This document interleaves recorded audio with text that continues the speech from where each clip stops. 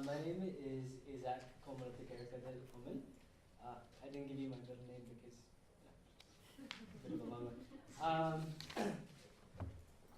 And I am an editor member with the Vancouver Media Co-op.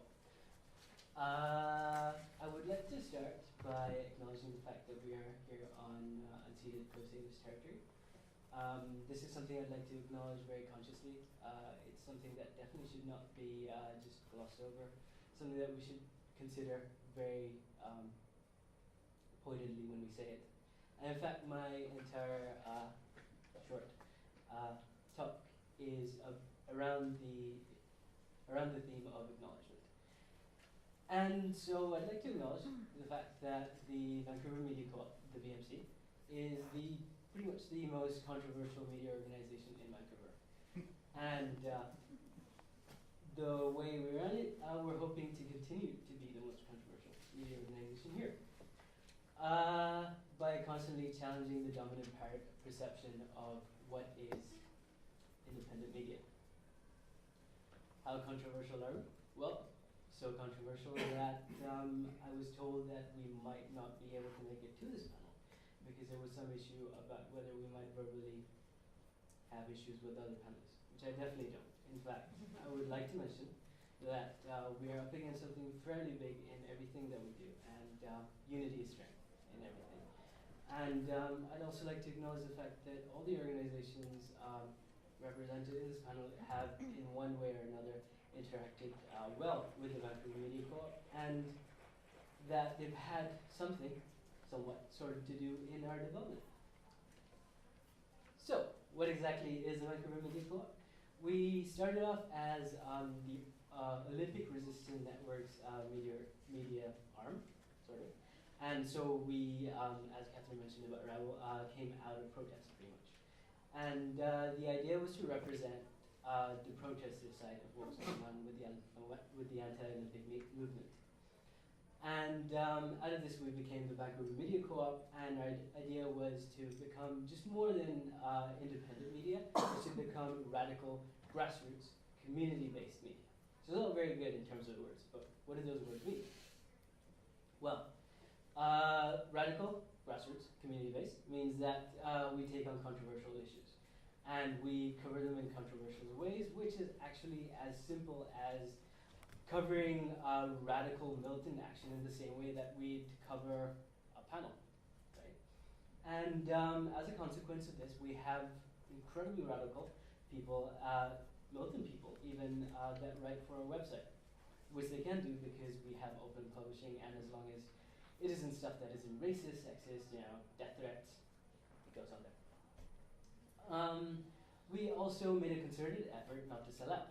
We did not accept Olympic money in any way because we were covering the anti-Olympic movement. And in fact, we did our very best to make sure that the idea of the Olympics being on stolen native land was central in all our covering. And even took that to the piece that we produced for what was that? Democracy Now! Democracy Now!, yes, that's what it was.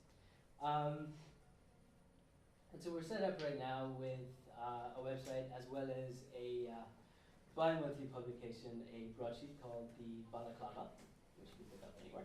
And we also provide workshop skill sets for people to come in and basically write, do audio, video, whatever. And our ongoing coverage is of pretty much everything. Anti-capitalist, anti-authoritarian struggles, poverty and homelessness, anti-fascist issues, migrant rights issues, which is very important to us, indigenous issues from the downtown Eastside to land defense, and everything in between. Environmental issues, and something that's become very big over the summer for us, G20 RSC solidarity, as well as prison solidarity. So why be radical? Well, we like to think that there's no such thing as being unbiased. And in fact, the bias is almost always against us, being radical, being activists. And our mandate is to simply represent our communities as best as we can. We don't believe in, we believe there is some role for it, but we don't believe in ourselves being reformists.